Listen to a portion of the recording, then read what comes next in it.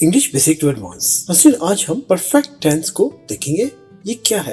हर tense को जमाने के हिसाब से 3 किस्मों में तकसीम किया गया है, प्रेजेंट, पास्ट और फ्यूचर। तो आज हम बात करेंगे प्रेजेंट परफेक्ट टेंस की। इसका फॉर्मूला देख लेते हैं।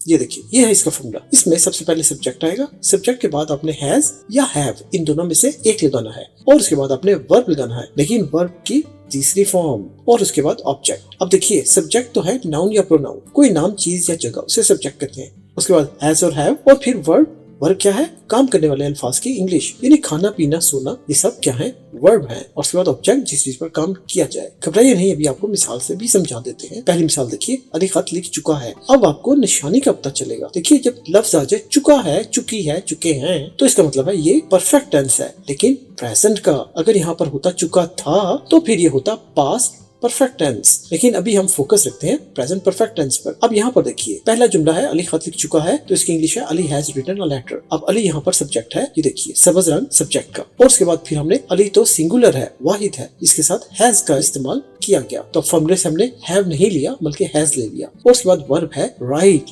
लिखना, खत लिखना, यानी राइट अ लेटर। लेकिन वर्ब की हमने तीसरी फॉर्म यूज करनी है, तो राइट की तीसरी फॉर्म है रिटन। और उसके बाद फिर ऑब्जेक्ट। ऑब्जेक्ट क्या है? लेटर, जिस चीज पर काम हो रहा है। तो Ali has written a letter. एक और मिसाल देखिए, हम क्रिकेट खेल चुके हैं। वी हो गया सब्जेक्ट, देखिए सब्ज रंग में, और उसके बाद अब ये जमा है, वी एक से ज्यादा है हम, इसलिए यहाँ पर हैव का इस्तेमाल हुआ। अब दे होता तो दे के लिहाज से भी हैव ही आता। वी दे, या दो नाम इकट्ठे अली एंड आसिम, तो फिर भी हैव आना था। तो वी हैव प्लेड, अब हैव तो हो गया। उसके बाद प्लेड, वर्ब है प्ले, इसका मतलब है खेलना, लेकिन उसकी तीसरी फॉर्म प्ले, यानी खेल चुके। और फिर क्रिकेट, ऑब्जेक्ट देखिए रंग से देखिए, cricket, we have played cricket, हम क्रिकेट खेल चुके हैं। कौन सा देखिए, मैं एक सेब खा चुका हूँ। अब यहाँ पर आए के साथ हैव ही इस्तेमाल होगा, चाहे कुछ भी हो जाए। इसके साथ कभी हैज इस्तेमाल नहीं होता। तो आई हैव, अब ईट है खाने की इंग्लिश, तो यहाँ पर ईटन, यानी थर्ड फॉर्म वर्ब की। और उसके बाद एन एप्पल, एक सेब, ये ऑब्जेक्ट हो गया। उम्मीद है आपको ये समझ में आ गया होगा। मजीद लेसन के लिए हमारे English basic to advance channel पर जरूर विजिट कीजिए।